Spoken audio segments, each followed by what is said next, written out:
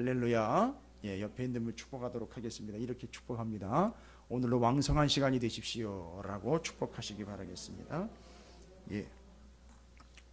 요즘은 하도 더워가지고 식욕은 왕성해질 리는 없고, 예.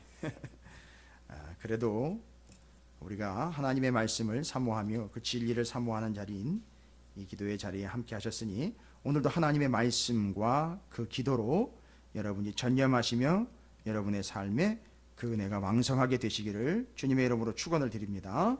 자, 오늘 놀라운 역사가 하나가 소개가 되고 있어요. 8장에 어떤 역사냐 하면, 하나님의 복음이 어디에까지 이르게 되느냐 하면 사마리아에까지 이르게 됩니다. 여러분, 사마리아 하면 그냥 이게 또 대충 사마리아라니까 이게 예루살렘 그 북쪽에 있는 그 북이스라엘 옛날 그 땅 뭐 이런 식으로만 생각하는데, 이게 오늘 새벽에도 제가 말씀을 나눴지만 사마리아가 언제적부터 소외된 땅으로, 볼모지의 땅으로 외면당하며 쓸쓸하게 자기네들끼리 자기 식대로 신앙생활을 해왔느냐 하면 언제부터입니까 여러분?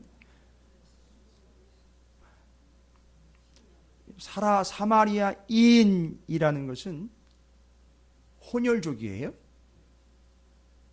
북이스라엘 사람과, 정확하게 이야기하면 아수르 사람이라기보다는 아수르가 침략했을 때에 아수르는 어떤 정책을 폈느냐 하면, 아수르가 지배한 지역들을 자기네는 섞지 않고 아수르가 지배한 다른 피지배 민족들을 섞어버립니다. 그렇게 탄생한 민족이 바로 사마리아인이에요. 언제 탄생한 겁니까?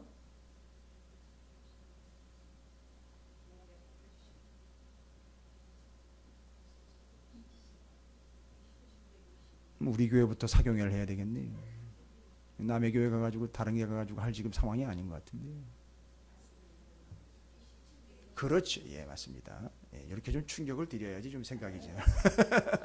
맞습니다. 북이스라엘이 언제 망했느냐 하면, 북이스라엘, 그러니까 남유다와 북이스라엘로 나누어졌던 역사는 다 아시지 않습니까? 최초의 왕 사울, 다윗, 솔로몬 세 명의 왕 120년이 지나고 난 다음에 솔로몬의 아들 르호보암과 솔로몬의 신하였던 여로보암에 의해서, 여로보암은 북이스라엘로, 르호보암은 남유다로 해서 남유다 북이스라엘이 찢어져 버립니다. 그렇게 해서 그 북이스라엘이 이어오다가 BC 722년에 아수르에 의해서 망함과 동시에 아수르가 다른 민족들하고 북이스라엘 민족하고 섞어버립니다. 그렇게 탄생한 게 사마리아인이. 그때 이후로 722년이면은요 700년이 넘게 어떻게 살아온 것이죠? 그렇죠. 자체적으로는 혼혈족이지만 남유다 백성들에게는, 그렇죠, 개 취급을 받으면서 소외된 땅이었습니다. 그런데 거기 700년 만에 복음이 들어간 거예요. 여러분 별로 안 놀라시는데 7년도 아니고 70년도 아니고 700년 만에 복음이 들어갔어요. 절대 그것들은 구원받지 못할 족속이다라고 아예 유대인들은, 남유다 백성들은 아예 그 근처로 가지도 않았거든요. 이렇게 삥 돌아서 갔거든요. 근데 거기를 얼마 전에 예수님이 통과를 하셨어요. 그리고 난 다음에 지금 사마리아에 누구를 통해서 거기 복음이 들어가게 되느냐? 빌립이라는 사람을 통해서 복음이 들어가게 됐어요. 그런데 빌립이라는 사람을 통해서 복음이 들어갔는데, 이게 700년 이상이나 복음이 안 들어가가지고 불모지요 허허벌판이었는, 이게 언제 그랬냐는 듯이 그 땅에 놀라운 역사가 나타납니다. 빌립이 들어가가지고 복음을 전했죠. 이제 그 왜 빌립이 거기 가서 복음을 전했는지 조금 이따가 설명드릴게요. 그 배경을 설명드릴게요. 이제 예루살렘 교회 얘기도 또 해야 됩니다. 그런데 거기 어떤 역사가 나타납니까? 4절부터 보시면 이렇습니다. 그 흩어진 사람들이, 왜 흩어졌느냐 하면 예루살렘 교회에 유대인들의 핍박이 임합니다. 그 핍박에 앞장섰던 앞잡이 노릇을 누가 했느냐 하면, 그 8장 얘기를 들어보면 8장 원래는 7장 60절과 연결된 부분이 사울은 그가 죽임당함을 마땅히 여기다. 또 얼마 전에 또 누가 죽임을 당했느냐 하면 스데반이요.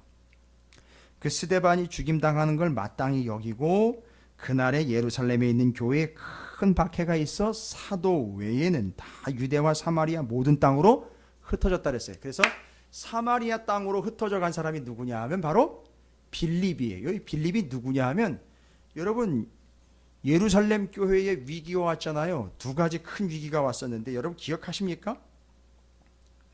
두 가지 큰 위기가 왔었어요. 그것 때문에 엄청나게 큰 위기를 겪을 뻔했는데 이 위기를 넘어갔어요. 첫 번째 위기가 어떤 위기였는지 혹시 아십니까? 아나니아와 삽비라. 그 다음에 두 번째 위기가 왔어요. 정말 심각한 위기. 이거 교회가 갈라질 위기에 처하게 된 거죠. 누구하고 갈라지게 됐죠? 맞아요. 헬라파 과부들과 그러니까 헬라파 과부들이 아니라 헬라파 유대인들과 히브리파 유대인들로 교회가 찢어지게 생긴 거예요. 요즘에 교회 찢어진 교회 상당히 많습니다, 여러분. 심지어는 1층과 2층에서 각각 다른 패들이 예배를 드리고 있어요. 그럼 제가 뭐 그런 걸 교회를 진단하는 진단 전문가는 아니지만 딱 보면 답이 다 나와요. 답이 다 나와요. 야, 이 교회가 요즘 무슨 문제가 있구나. 답이 딱 나옵니다. 그런데 바로 그 문제를 조금 좀 거론을 해보겠습니다. 두 번째 위기죠. 그 아나니아와 삽비라 이야기는 어떻게 해결이 됐느냐 하면 그건 사단이 그 통로가 되었기 때문에 그건 제거를 해야 됩니다. 그래서 제거가 됐어요. 도려내듯 싹 도려내서 제거가 됐어요. 근데 두 번째 위기는 그런 위기가 아니에요. 교회를 구성하고 있는 구성원들이 둘로 찢어지게 생겼어요. 기억나시죠? 무슨 일 때문에 둘이 찢어지게 되느냐면 헬라파 유대인들, 히브리파 유대인들. 이것도 헬라파 유대인들하고 히브리파 유대인들은 또 뭔 얘기입니까? 여기 나와 있어요. 6장에 나와 있기 때문에 이제 분명히 얘기를 드리는데 헬라파 유대인들은 지금 제가 말씀드린 거 있잖아요. 아수르, 바벨론, 페르시아, 헬라, 로마 제국들이 지배를 할 때 이스라엘 백성들이 남의 나라가 유대 땅을 쳐들어오니까 쳐들어왔다가 끌려가거나 도망을 갔다가 남의 나라인 해외에 가서 아예 살게 된 사람들, 유대인들 중에 우리나라로 치면 그렇죠. 만주, 저 간도 기억나십니까? 그래가지고 지금 그 후손들이 뭐로 남아있죠? 조선족으로 남아있어요. 우리 역사에도 그런 분들이 계시는 것처럼 유대의 역사에도 그렇게 잡혀가거나 도망가거나 흩어졌다가 돌아오지 않고 거기서 삶의 기반을 잡아서 거기서 살아남다. 그리고 이 사람들은 유대인들이기 때문에 신앙을 지키기 위해서 해마다 명절 때만 되면 바로 절기 때만 되면 어떻게 하죠? 예루살렘으로 절기를 지키러 옵니다. 왔다가 이 사람들이 성령과 은혜를 받아가지고 예수를 받아들여서 교회에 남게 된 사람들이에요. 그 사람들이 바로 헬라파 유대인입니다. 왜 헬라인지 아시겠죠? 로마가 지배하고 있던 산지 사방에 살고 있다가 예루살렘으로 들어와서 거기서 거주하게 된 사람들이에요. 그러니까 이 사람들 어떻게 보면 이걸 다 정리해가지고 들어온 사람이에요. 왜냐하면 이 사람들은 헬라파 유대인들은 잘 살았어요. 해외에 나가 살면서 거기서 살아남은 사람들이기 때문에 주로 뭐를 했느냐 하면 장사를 잘 했었어요.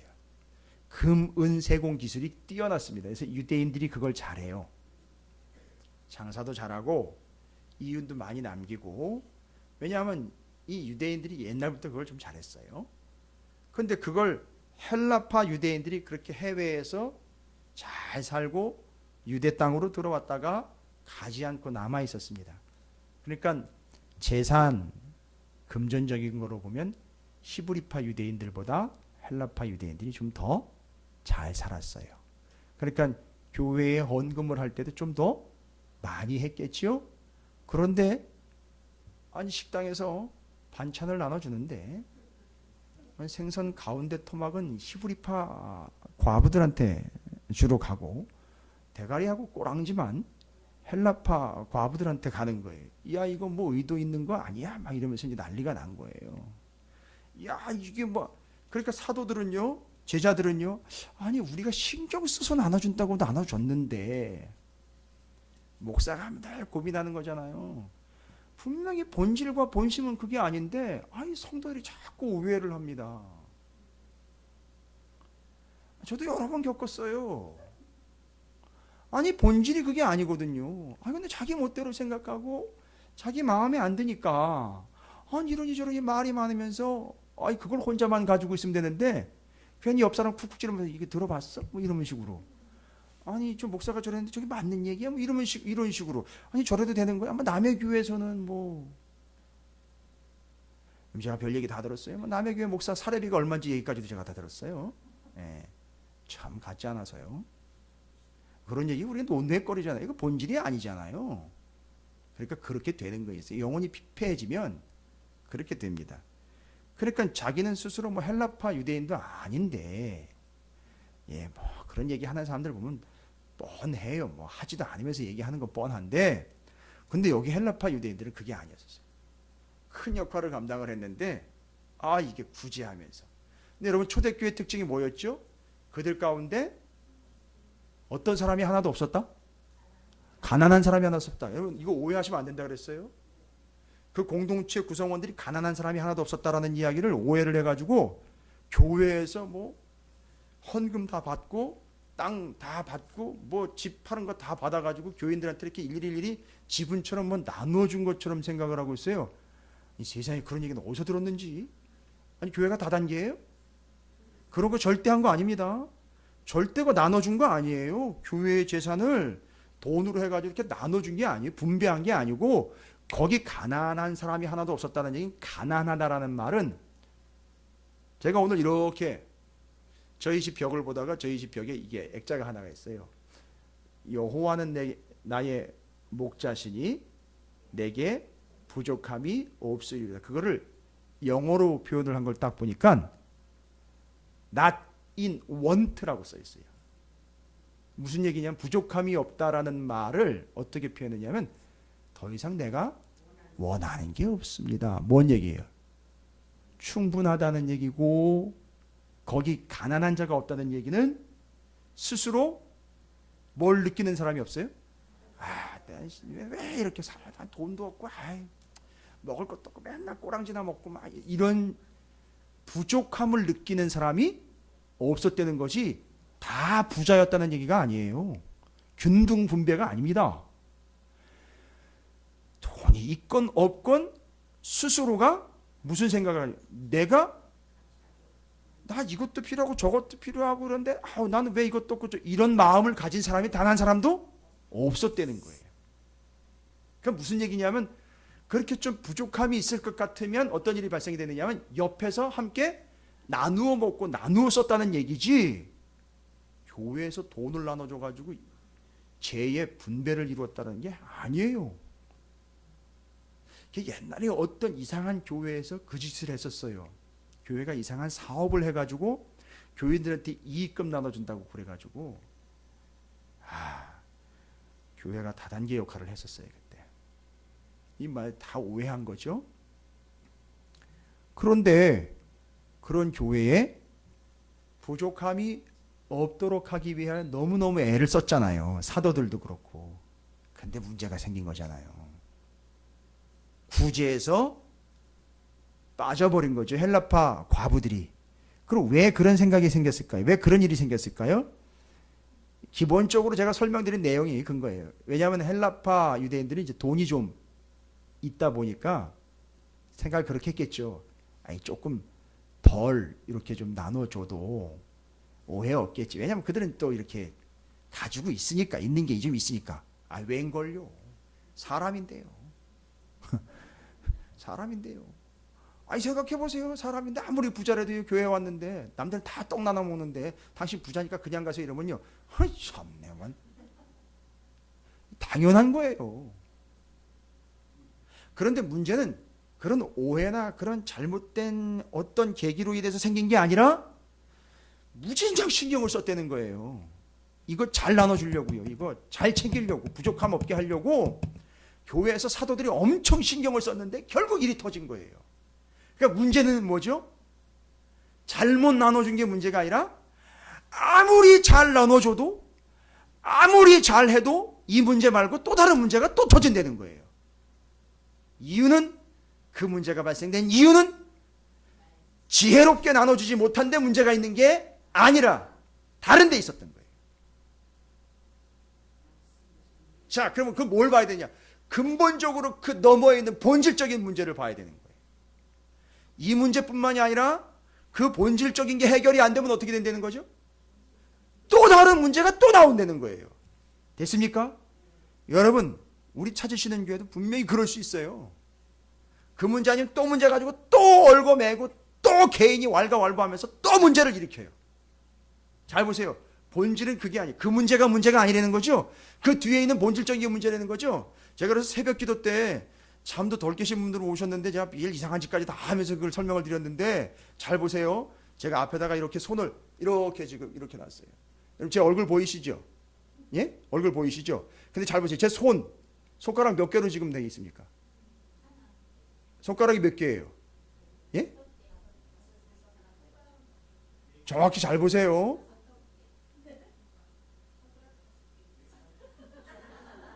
아니 제가 지금 몇 개를 표시를 하고 있습니까? 그래 잘 보세요. 여러분이 이 손을 볼 때 제 얼굴이 잘 보여요, 안 보여요? 근데 제 얼굴 한번 보세요. 그렇죠. 맞아요. 그런 거예요. 바로 지금 여러분들은 제 얼굴을 봐야지. 제 얼굴을 봐야지 되는 문제인데 뭘 보다 보니까요. 요걸 보다 보니까 제 얼굴이 흐릿해요. 안 보여. 그렇죠? 또 역시 이걸 보다 보면 제가 안 보여. 아, 그러니까 그 문제를 보다 보면 뭐가 안 보여요? 뒤에 본질이 안 보이는 거죠. 그럼 본질이 문제였다는 거죠? 뭐가 문제였습니까? 잘못 나눠준 게 문제가 아니라 이 일은 요 본질이 흐려지면 계속 다른 문제가 또 발생됩니다. 그래서 사도들이 제가 그래서 이분들 존경합니다. 하나님 나라 가면 제가 이분들하고 같은 속해하고 싶어요. 같은 속으로 하고 싶어요, 진짜. 본인들이 뭘 깨달았습니까?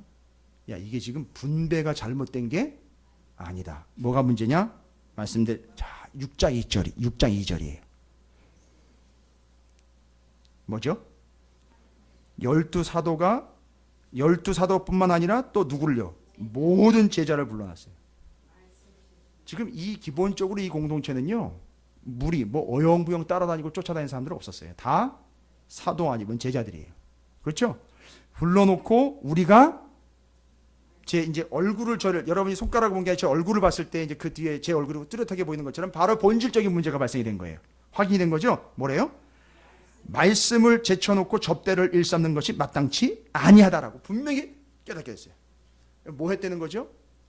사도와 제자들이 뭘 제쳐놓고요? 말씀을 여기 제쳐놨다는 얘기는요. 어떻게 했다는 얘기죠? 저 뒤쪽으로 아예 밀어놓고 번져놓고 내려놓고 놔놓고 뭘 했대요? 접대를 일삼았다. 접대는 테이블이라는 뜻이에요. 접대, 테이블. 근데 무슨 테이블이냐? 빵, 떡 테이블과 전대 테이블.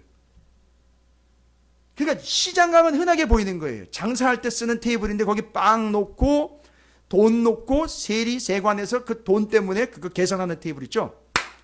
교회에서도 무슨 짓을 했느냐 하면 말씀을 등한시하고는 빵, 떡, 금전적인 거, 헌금 들어오는 거 요런 거에 집중을 하다 보니까 이야기는 거기에 빠져가지고 거기에 완전히 몰입해가지고 거기에 그 몰두해버린 사꾼 목자들이라는 얘기가 아니라 이걸 잘못하면 워낙에 시끄러우니까 이걸 집중하다가 무슨 오류를 범해버렸죠? 말씀을 놔버린 거예요. 그리고 잘 한답시고 여기다 들러붙은 거예요. 여기다. 그러니까 뭐예요? 12사도서부터 시작을 해가지고 그럼 말하자면은요.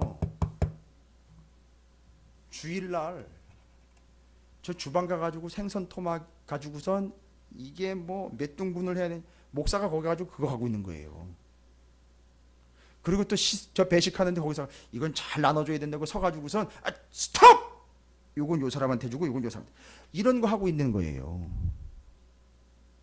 그리고 여기 앉아가지고 테이블 하나 더 갖다 놓고 쭉 올려놓고 헌금 딱 올려면 누가 오늘 뭐 얼마나 했어 하면서 맨날 이런 것만 관심 갖고 있는 거예요. 요 두 개의 테이블, 떡 테이블, 빵 테이블, 돈 테이블에 다 몰려드는 거예요. 마음은 이해해요. 왜요? 잘해야지 시끄럽지 않으니까. 그런데 손가락을 본 거예요.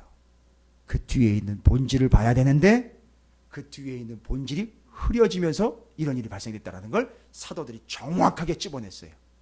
그러니까 이제 해결책을 어떻게 하죠? 말씀을 다시 어떻게 해야 돼요? 붙잡아야 되잖아요. 그래서 그 12 사도와 제자들은 말씀과 기도에 뭐 하고요? 전념하고 그거 분배하는 것 잘 할 수 있도록 일꾼을 세웁니다. 특별 일꾼을 세워요. 안수해가지고 아예 직분자로 세웁니다. 그게 바로 누구죠? 성경엔 집사라고 안 나와 있어요. 본문을 말씀을 드리면 7을 택하라라고 얘기했고 앞에 있는 걸로 이야기하면 접대는 테이블이었죠. 그리고 일삼다라는 것은 여러분 일삼다라는 말을 나쁜 말로 보시면 안 돼요. 이거는 디아코노인이라는 단어예요. 거기서 디아코노스, 디아콘이라는 집사라는 단어가 나왔어요. 거기서. 그래서 집사라는 말을 자꾸 쓰는 거예요, 우리가. 그러니까 이 일삼다라는 말은 수종을 들어 하인처럼 잘 감당한다는 얘기예요. 그런데 뭐가 문제된 겁니까? 그렇죠. 말씀을 제쳐 놓고 거기에 전념했다는 게 문제지. 그것도 해야 돼요. 그러니까 사도와 제자들은 말씀과 기도에 전념하고 다시 집중하고 그걸 꽉 붙잡고 그걸 위해서 또 다로 안수해서 일꾼 세우자 해서 세운 사람이 7명의 집사라고 이야기하는데 여기서 일꾼이라고 나와 있어요. 근데 그 디아콘이라는 단어, 디아코노인이라는 것 때문에 집사라는 단어로 우리는 부르고 있어요. 그러나 성경에서는 집사라고는 표현을 안 하고 있습니다. 그러나 헬라어로는 디아코노스, 그것 때문에 집사라고 이야기를 해요. 그런데 결과를 보십시오. 분배를 잘 했을까요? 못했을까요? 잘했어요. 아주 능숙하게 다시는 그런 문제가 생기지 않았습니다. 희한하네요. 왜 12 사도는 그걸 못했을까요? 왜 그전에는 잘 못했을까요? 일꾼을 따로 안 세워서요? 아니면 그 7 일꾼보다 그전에 있었던 일꾼들이 다 시원찮고 멍청한 겁니까? 아니요. 뭐가 해결된 거죠? 본질이 해결된 거잖아요. 그럼 여러분 대답해 보세요. 교회의 본질이 뭡니까? 나눠 먹는 겁니까? 맨날 교회 식당에 앉아가지고 코이노니아라는 이름하에 지난 한 주간 동안에 있었던 이야기나 잔뜩 나누고 식당에서 밥 나오면 밥이나 나눠 먹으면서 반찬은 어떻네, 양념은 어디서 왔네, 고춧가루는 어디 집안 거고 이런 거 얘기한다는 게 그게 은혜입니까? 교회의 본질이 뭡니까, 여러분? 본질이 흐려졌기 때문에 본질이 흐려지기 때문에 생긴 이 문제들을 사도들과 12제자는 정확하게 간파해냈어요. 여러분, 교회의 본질이 뭡니까? 맨날 초대교회 얘기로만 하지 말고 교회의 본질이 뭔지를 초대교회가 보여주고 있는 거예요. 성도의 본질, 교회의 본질, 그리스도인의 본질이 뭔지를 좀 명확하게 좀 파악을 하십시오. 본질이 뭐라고요? 말씀과 기도예요. 그게 깨지니까 이 일이 생긴 거고 다시 본질로 돌아왔기 때문에 잘 보십시오. 어떻게 됐습니까? 7절입니다. 6장 7절 하나님의 말씀이 점점 왕성하여 예루살렘에 있는 제자의 수가 더 심히 많아지고 허다한 제사장의 무리도 이 도에, 여러분 심지어는요 어떤 일까지 발생돼요? 허다한 누구요? 제사장의 무리. 여러분 이 제사장의 무리를 잘 보십시오. 허다한 제사장의 무리라면은요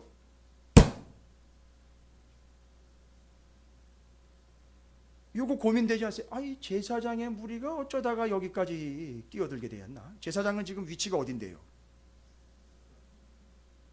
제사장은 원래 위치가 어디요? 성전이잖아요. 그런데 그 제사장의 무리도 뭐예요? 이 도에? 이 도는 뭐예요? 이 본질은요? 이 말씀과 기도로 살아간다라는 것, 이거에 어떻게 되는 거죠? 복종하고 여기로 들어온 거예요. 그럼 이 사람들은 뭘 깨달은 겁니까? 여러분 길지 않아요. 6장 1절부터 7절까지의 맨 마지막에 제사장을 뭐의 예로 지금 들었다가 그들이 이 도와 이 말씀과 기도로 다시 돌아온 사람들로 정확하게 기술을 하고 있는 한 완벽한 예 샘플로 기록한 거예요. 그럼 지금까지 제사장들은 뭐를 했다는 얘기죠? 오늘 본문에 나와 있는 표현을 하면 그렇지요. 그 본질이 아닌 다른 거에 말씀을 제쳐놓고 일삼고 있다가 어떻게 한 거죠? 돌아온 거예요. 이 제사장들이요. 그러면 뒤로 이어지는 얘기는 바로 그렇게 돌아와서 어떻게 된 사람들 얘기일까요? 하나님의 말씀이 점점 왕성하여진 공동체와 왕성해진 사람들 얘기가 뒤로 나올 거라는 거예요. 그런데 여기서 왕성이라는 단어가 우리는 오해하면 안 된다는 아주 중요한 단어라고 얘기해 드렸어요. 왕성해진다는 게 뭐냐? 기왕에 시작하는 거 옆에 있는 분 정말 뜨겁게 축복하시기 바랍니다. 당신은 왕성케 되기를 바랍니다. 라고 축복하시기 바랍니다.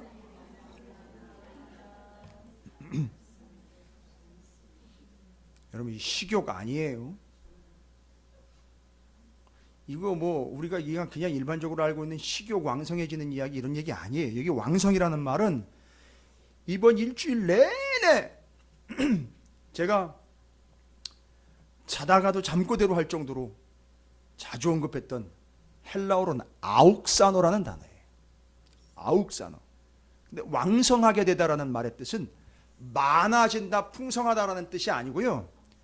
물론 본질적인 말씀과 기도를 붙잡다 보니까 횟수가 늘어났겠죠. 말씀도 풍성하게 더 붙잡았겠죠. 그러나 횟수와 양의 문제가 아니라 본질적인 걸 제대로 붙잡았을 때 이 왕성해지다라는 말은 아욱사노라는 말은 자라간다라는 뜻이에요. 성숙한다라는 뜻이에요. 온전하게 된다는 말입니다. 이걸 연결을 해서 어디까지 자라가느냐? 예수 그리스도에게까지 자라간다. 그래서 예수 그리스도의 장성한 분량에까지 이른다라는 이야기가 바로 그 아욱사노의 종점이에요. 됐습니까?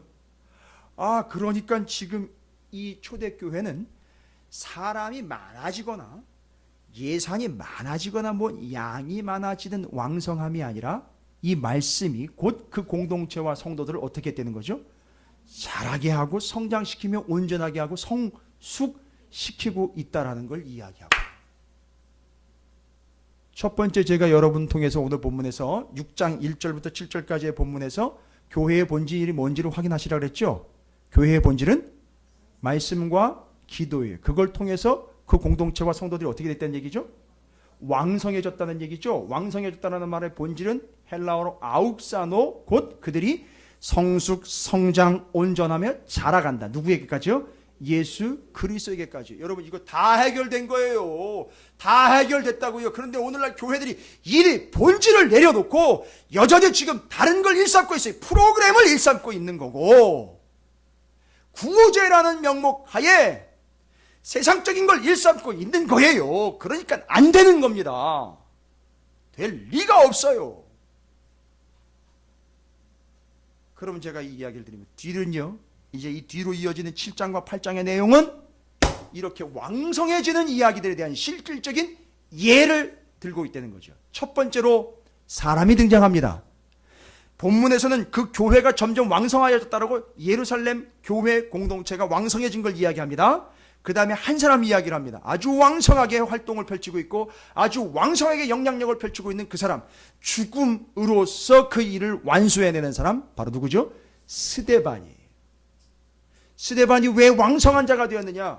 왜 온전한 자가 되었느냐? 스데반은요, 바로 그 아까 집사 얘기했죠? 집사. 그 원래 뜻이 뭡니까? 디아코노스라는 집사의 뜻은 수종드는 자, 신하, 종이라는 뜻이에요.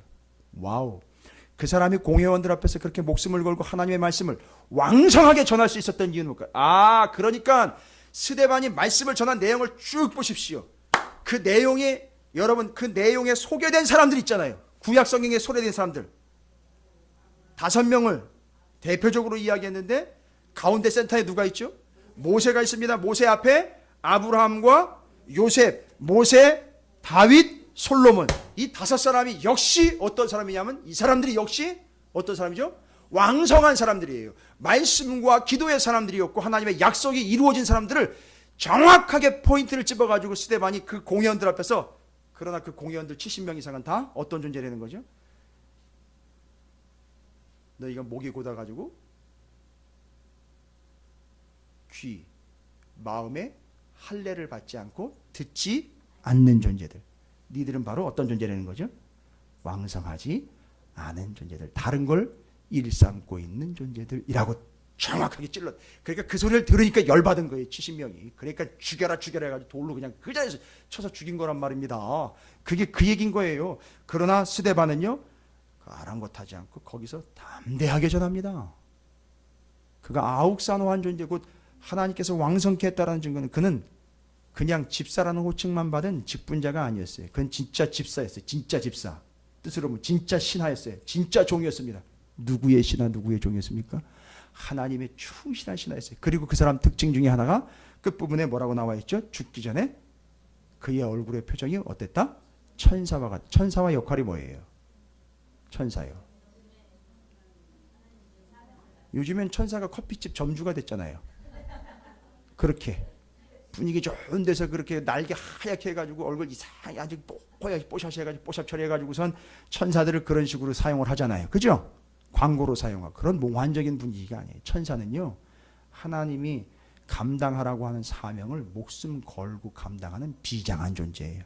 그러니까 스데반의 얼굴에서 뭐가 느껴졌다는 거죠? 내가 비장하게 이 천사의 직분, 하나님의 이 명령을 순종해내는 자가 되어야 된다는 비장함이 있었다는 얘기지, 스데반의 얼굴이 미소년과 같았다는 얘기가 아니에요. 그러니까 앞에 충실한 종이요 신하의 역할이요 천사의 역할인 목적반 바를 이루실 수 있도록 목숨 걸고 아주 비장한 자세로 거기 서 있었던 것. 바로 그가 뭐의 근거입니까? 왕성함의 증거예요. 그런데 그 일, 스데반을 죽일 때에 앞으로 왕성하게 될 한 사람이 복선으로 깔리죠.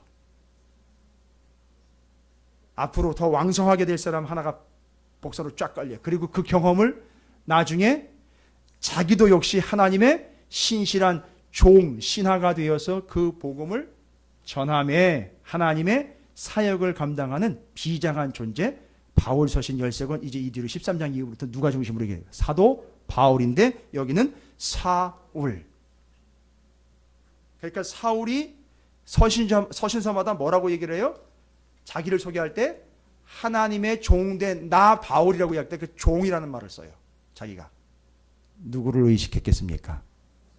스데반이요. 누구처럼 사역을 감당하고자 했을까요? 스데반처럼요. 짐작 가능하시죠? 절대 성경에서 그런 것까지 얘기 안 했다고 좀 제발 좀 모른 척하지 마세요. 스데반이 죽어갈 때 그 사람들이요 돌을 던지고 그 옷을 사울의 발 앞에다 던졌다 그랬어요. 그걸 누가 다 주도했느냐? 사울이 주도한 거예요. 그렇죠? 스데반이 죽어가는 걸 보면서 그 죽어간 그 충격과 잔상이 나중에 자기가 복음을 전할 때, 아, 나도 누구처럼 전해야 되겠구나. 스데반처럼 전해야 되겠구나. 지금 복선으로 깔린 거예요. 잠재적인 하나님의 왕성한 일꾼 하나가 거기 숨어 있는 것이고, 그 다음에 오늘 이야기, 이 하나님의 복음이 어디까지 가느냐 하면 예루살렘에 닥친 스데반 사건 때문에 이제 핍박이 일어나게 되죠. 흩어지게 됩니다. 그런데 히브리파 유대인들은 흩어지지 않아요. 주로 누가 다 흩어지고 쫓겨났느냐 하면 헬라파 유대인들이 쫓겨났어요. 왜냐하면 본거지가 원래 유대 땅이 아니기 때문에. 잘 보십시오. 사도들은 거기 남았다라고 그랬어요. 분명히. 그리고 쫓겨난 사람들 명단을 보십시오. 오늘 사마리아로 쫓겨난 사람은 누굽니까?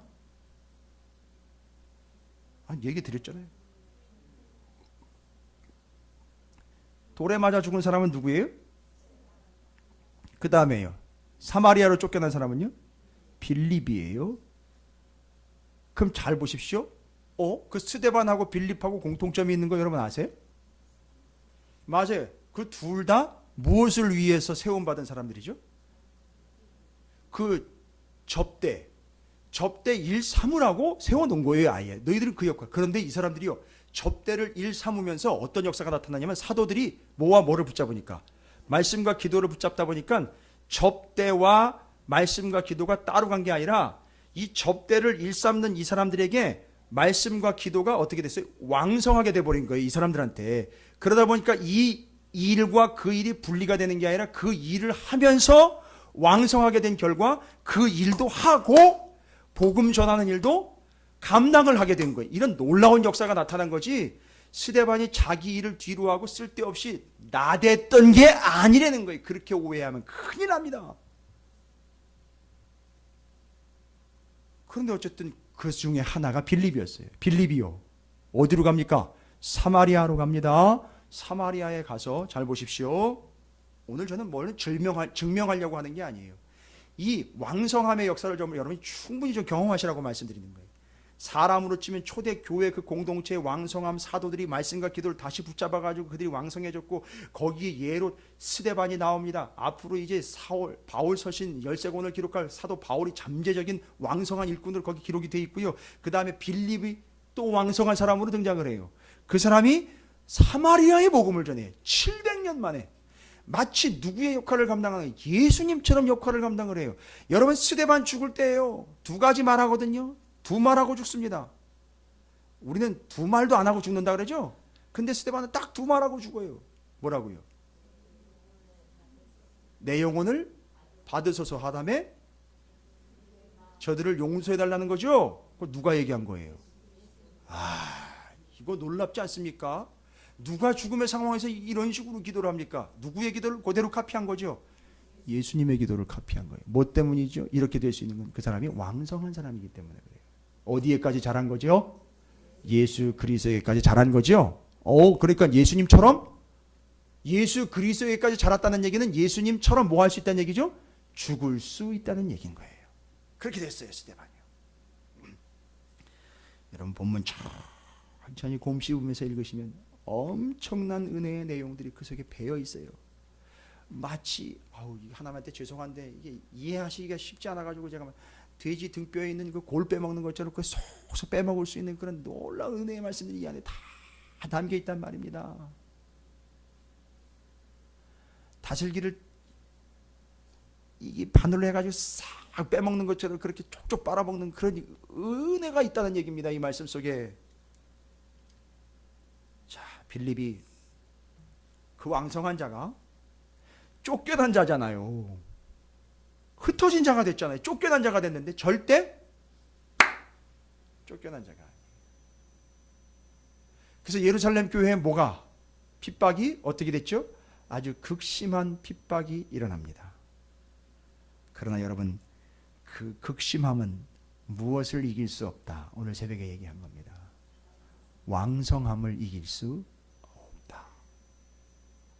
제가 만든 말인데 제가 만들고도 맛있습니다. 극심함은 왕성함을 이길 수 없어요. 되려 그 극심함으로 인하여 그가 어떻게 됐죠? 왕성하게 됐다. 궁핍이 극심해지셨습니까? 핍박이 극심해지셨습니까? 어려움이 극심해지셨습니까? 그 다음 단계는요, 여러분이 왕성하게 될 단계예요. 할렐루야. 그게 누구를 통해서? 빌립을 통해서 어디에? 사마리아에 700년 이상 된 그 불모지에 복음이 들어갑니다. 들어보세요. 4절부터입니다. 그 흩어진 사람들이 두루 다니며 복음의 말씀을 전할세. 왕성해지는 모습을 보십시오. 빌립이 사마리아 성에 내려가 그리스도를 백성에게 전파하니 보십시오. 그 사마리아 성의 무리들이 왕성해지고 있는 것을 여기다 이렇게 기록했습니다. 무리가 그 사마리아 성에 있는 백성들이죠. 그들이 어떻게 했다 그래요? 6절에 빌립의 말도 듣고 행하는 표적도 보고 한 마음으로 그가 하는 말을 따르더라. 할렐루야. 어떻게 됐다는 거죠? 왕성해지고 있는 거예요. 지금 뭐 전했는데요? 말씀이에요. 복음 전했는데 그걸 듣고 보고 따르더라는 거예요. 어디에서요? 그건 옛날엔 상상도 못했던 그 지역에 이런 역사가 지금 나타나고 있다고요, 여러분. 그럼 지금 이 사마리아가 어떻게 되고 있다는 얘기죠? 말씀과 복음으로 왕성해지고 있다는 얘기를 이야기하고 있는 거예요. 그 볼모지요. 죽음의 땅인 사마리아가요. 거기서 멈추지 않습니다. 7절이요. 어떻게 돼요? 많은 사람에게 붙었던 더러운 귀신들이 크게 소리를 지르며 나가고 또 많은 중풍병자와 못 걷는 사람이 낫게 됐다라고 이야기합니다. 여러분 이게 뭐의 결과라고요? 왕성함의 결과인 거예요. 8절입니다. 하이라이트죠. 뭐라고요? 그 성에 큰 기쁨이 있더라. 할렐루야. 이야, 무엇으로 인해서요? 그 하나님의 말씀, 곧 이게 어디서부터 연결된 거죠? 그 예루살렘 공동체의 말씀과 기도에 전념하여 그 말씀이 왕성해진 것이 어디로까지 지금 이어지고 있다는 거예요? 사마리아까지 이어지고 있는 거예요. 그런데 사마리아에 위기가 생겼어요. 여러분 이제 제가 이야기하려고 하는데 꼭 예루살렘 초대교회에 생겼던 그 위기의 상황들과 아주 비슷한 상황이 사마리아에도 발생이 됩니다. 뭐 하기 전에죠? 더 왕성해지기 전에 그 왕성함을 방해하는 일들이 발생이 돼요. 누가 등장을 하느냐 하면 마술사 시몬이 등장을 합니다. 시몬 너는 아느냐? 이게 아니라 이 마술사 시몬이라는 사람이요, 마술을 통해서 그 지역에서 엄청난 자기 지위를 획득하고 있었던 사람이에요. 그리고 뒤에 내용을 보니까 돈도 많이 벌었어요. 왜냐하면 그 마술을 써서 마술 한 번 쓸 때마다 복채를 두둑하게 챙긴 것 같습니다. 그렇죠. 뒤에 사람들이 성령 충만한 모습을 보고 나한테도 이 능력을 달라는 거죠. 뭐 할 테니까? 돈 줄 테니까. 이런 식이었던 거죠. 그러니까 여러분 이 시몬은 진심으로 믿기 위하여 이 제자들을 따라다닌 게 아니라 사기꾼이었었어요. 자기도 그런 능력을 가지고 사람들한테 뭐 하려고요? 인정받아서 돈 벌고 자기 위치를 유지하려고 하는 것이죠. 여러분 이 모습이요, 잘 보세요. 돈 들여서 그걸 살려고 했고, 돈 좀 써서 내 위치를 위로 올려보려고 했고, 그 다음에 이 사람 관심은 오직 뭐에 있었어요? 성령의 역사를 보고 오직 뭐만 생각했느냐 하면 저 성령을 이용을 해서 내 위치가 좀 나아지는 것, 그걸 도모했던 것이죠. 그러니까 굳이 우리가 지금 한 맥으로 가고 있는 내용으로 보면 늘 이 마술사 시몬은 무엇을 일삼는 자였느냐 하면 돈과 기복신앙을 일삼는 자였으며, 자기의 명예와 이익을 위해서 성령을 이용해 먹으려고 했던 바로 본질이 아닌 뭐죠? 다른 것을 일삼고 있었던 자였습니다. 되십니까? 제가 왜 이런 말씀을 드리느냐 하면 이 사마리아의 이 마술사 시몬 때문에 잘못하면 하나님의 역사와 왕성의 역사가 어떻게 할 뻔하죠? 끊어질 뻔합니다. 첫 번째 무슨 사건 때문이죠? 잘 보시면 바로 돈 들여서 성령 살려고 했던 것, 그리고 사람들을 자기 편으로 만들려고 자기가 성령을 이용하려고 했던 것, 다른 것 지금 일삼고 있는 모습 보이십니까? 잘 보시면 예루살렘 교회에 놀라운 역사가 일어났던 순서와 사마리아의 놀라운 역사가 일어나는 순서 중간에 위기가 닥치는 게 닮아 있어요. 요거 깨달으셨는지 모르겠습니다. 잘, 그럼 한번 들어보시죠. 예수를 믿는 자들의 모임이 예수를 받아들여서 다락방에 모였지요. 근데 잘 보십시오. 사마리아에도 빌립의 전도로 예수를 받아들인 무리들이 생겼습니다. 거기 누가 끼어들었느냐 하면 마술사 시몬이 끼어들었어요. 끼어들었는데 이제 본색을 안 드러내고 있다가 여러분 그 무리에게 약속하신 성령이 임하게 되지요. 아니 그런데 이 사마리아에도 하나님의 말씀과 약속은 말씀으로 임했는데 베드로와 요한이 바로 그 소식을 듣고 쫓아가 버려요. 사마리아로 와가지고 그들에게 어떻게 합니까? 이제 직접 안수를 해가지고 그들이 뭘 받게 하죠? 성령을 받게. 똑같죠. 순서대로 가는 거예요 지금. 똑같아. 이게 뒤에 다 닮아 있는 거예요. 그래서 제가 오늘 새벽에 오신 분들은 그렇게 요청을 드렸어요. 지금 분명히 오늘 저녁에는 예루살렘에 임했던 그 역사와 사마리아에 임하는 역사가 순서대로 지금 같이 가는데 그 안에서 발생되는 문제도 똑같이 소개가 되고 있어요. 그 예루살렘 교회는 무슨 문제 있었어요? 아나니아와 삽비라 문제, 그 다음에 본질을 제쳐놓고 다른 걸 일삼았던 두 개의 문제가, 여러분, 사마리아에서는요 따로 소개가 되지 않고 누구를 통해서요? 요 시몬이라는 요 한 사람 통해서 두 개가 동시에 제시가 되고 있는 거예요. 됐습니까? 그러니까 요거 제거 안 하면 어떻게 된다는 거죠? 사마리아도 역시 꽝돼 버리는 거죠. 예루살렘도 꽝되기 전에 돌아와 버렸으니까. 그러니까 사마리아의 정답이에요. 사마리아의 이 심각한 문제, 이 마술사 시몬의 문제는 예루살렘 교회가 해결했던 것처럼 동일한 문제라는 거죠. 해결법도 똑같아요. 그 아나니아와 삽비라가요, 판 것의 돈의 일부를 숨겼잖아요. 그리고 돈을 이용을 해가지고 자기들도 누구처럼, 바나바처럼 나 열심히 하는 사람이라는 걸 드러내려고 하는 거잖아요.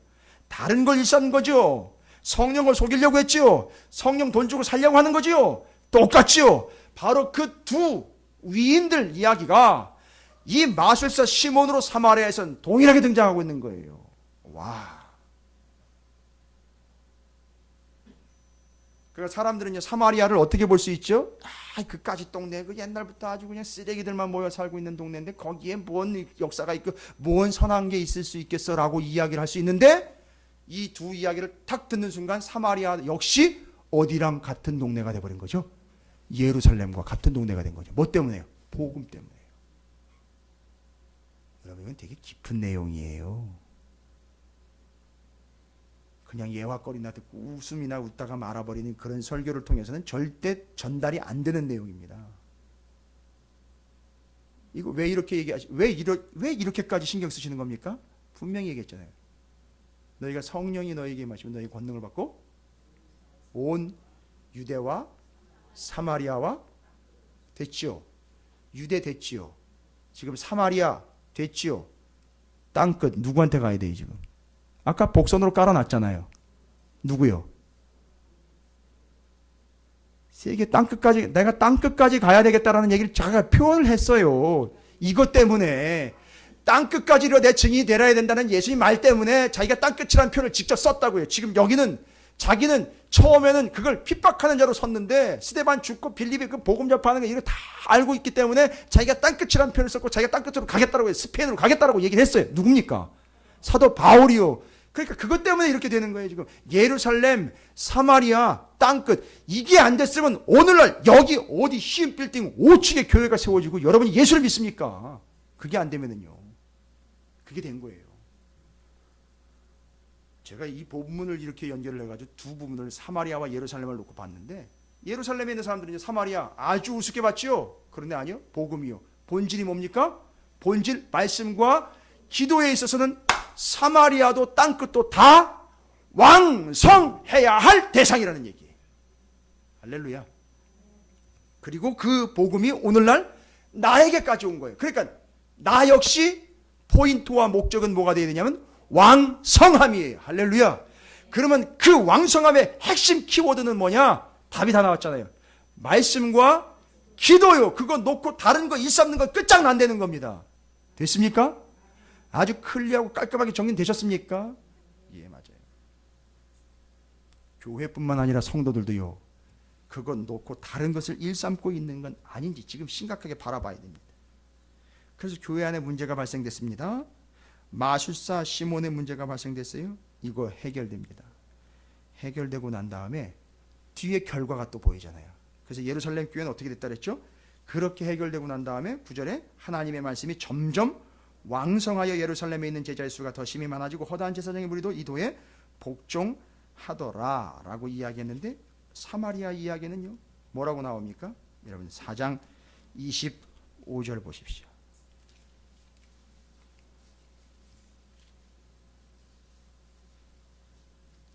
아니 8장 25절 죄송합니다. 너무 순종적이시라.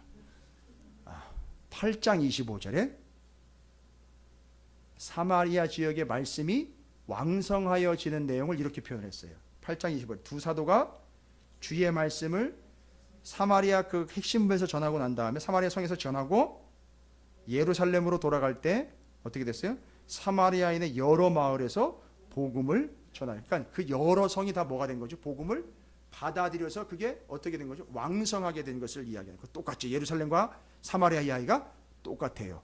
이제 남은 건 뭐죠? 땅 끝이 남았죠. 야, 요겁니다. 그러면 그 마술사 시몬과 아나니아 삽비라 사도들과 제자들이 제쳐놓고 다른 걸 일삼았던 내용은 20절과 21절을 여러분이 보시면 그게 그 내용으로 설명이 되고 있어요. 그 두 가지 특징을 마술사 시몬이 그대로 표현해내고 있습니다. 뭐라고요? 20절 베드로가 이르되 내가 하나님의 선물을 뭐요? 돈 주고 살 줄로 생각하였으니 내 은과 내가 함께 망할지어다. 아나니아 삽비라 망하는 거 같이 망하는 거죠. 끝났죠. 그 다음에는요, 하나님 앞에서 내 마음이 바르지 못하니 이 돈은 내가 관계도 없고 분깃될 것도 없느니라. 이 돈은요, 복음이죠, 말씀이죠. 그러니까 이게 베드로와 요한의 입에서 나온 얘기지만 너는 지금 뭐 하고 있는 중이다? 이 도가 아닌 다른 걸 일삼고 있으니 너는 끝. 이런 얘기인 거예요. 됐습니까? 그런데 거기다 대고 또 기회를 주죠. 뭐라 그래요?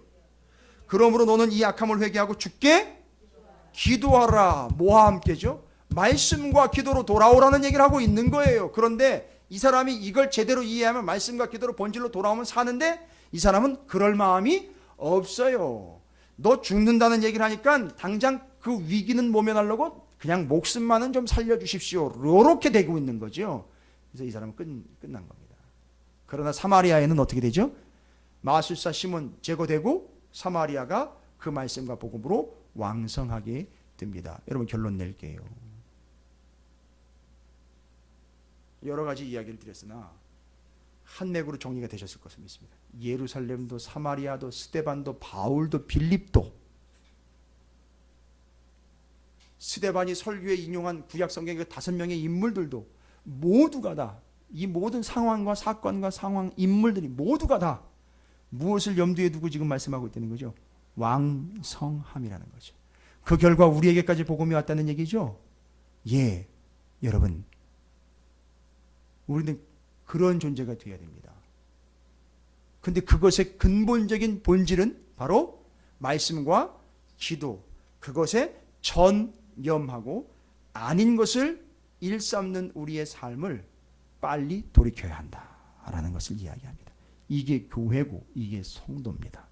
여러분 오늘 여러분 좀 결단하시면 좋겠어요. 이 두 가지 분명한 왕성함이라는 분명한 목표를 가지고 말씀과 기도에 전념하는 삶을 살기를 결단하시고 오늘 이 밤에 말씀 전념하셨죠? 기도에 또 전념하셔서 왕성함에 예수 그리스도의 장성한 분량에까지 이르게 되시기를 주님의 이름으로 축원을 드립니다. 그러니까 제가 이제 마지막으로 다시 한번 얘기 드립니다. 말씀과 기도 외에는 방법이 없습니다. 이게 본질이에요. 말씀과 기도, 그 결과는 왕성함이에요. 여러분이 모두가 다 그런 존재가 되시기를 다시 한번 주님의 이름으로 축원을 드립니다. 그래서 우리 찾으시는 교회는 말씀과 기도 외에 다른 것을 일삼는 교회가 되지 않도록 저는 그렇게 할 거예요. 우리 모두가 다 그렇게 되기를 바랍니다. 누군가 우리 교회의 특징을 묻는다면요, 우리는 왕성한 교회예요. 그래서 어느 교회에 왕성교회가 있는데 그 왕성교회가 이걸 제대로 알고 왕성교회라고 했는지 뭐 남의 교회 얘기를 제가 할 건 없지만 이 이름 잘 졌어요. 그죠? 예, 축복하죠. 진짜 말 그대로 되기를 축복하는데 우리에게 지금 정확한 것은 본질 말씀과 기도로 왕성케 됩니다. 여러분의 자녀들도 여러분 가정도 사업도 기업도 지금 혹시 극심함 가운데 있는 영혼이 있다면 반드시 그것을 통해서 왕성함으로 나아갈 때 말씀과 기도가 여러분을 왕성케 할 줄로 믿습니다. 여러분의 삶이 그 본질로 인하여 왕성한 삶이 되시고 절대 잊지 마십시오. 오직 말씀과 기도라는 사실을 잊지 마시기 바라겠습니다.